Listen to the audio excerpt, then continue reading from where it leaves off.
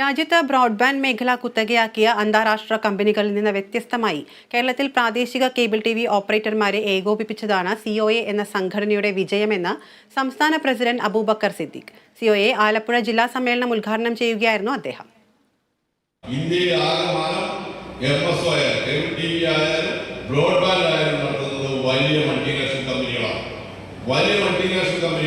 എന്നാൽ കേരളത്തിൽ അതിന് വ്യത്യസ്തമാണ്. ഞാൻ പറഞ്ഞു 10-30 വർഷം മുമ്പ് ഈ ഒരു സംഘടന ഉണ്ടാക്കി ഇതിൽ പ്രാദേശിക ടി വി ഓപ്പറേറ്റർമാരെ പൂർത്തിയാക്കി ഇതുപോലുള്ള പ്രക്ഷോഭങ്ങൾ നടത്തി ഈ സംഘടന ശക്തിവായി വന്നു.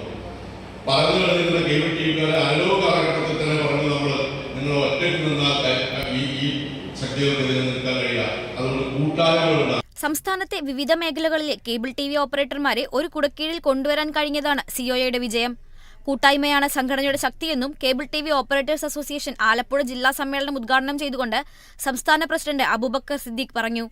ജില്ലാ പ്രസിഡന്റ് സുരേഷ് ബാബു പതാക ഉയർത്തിയതോടെയാണ് സമ്മേളനം തുടങ്ങിയത്.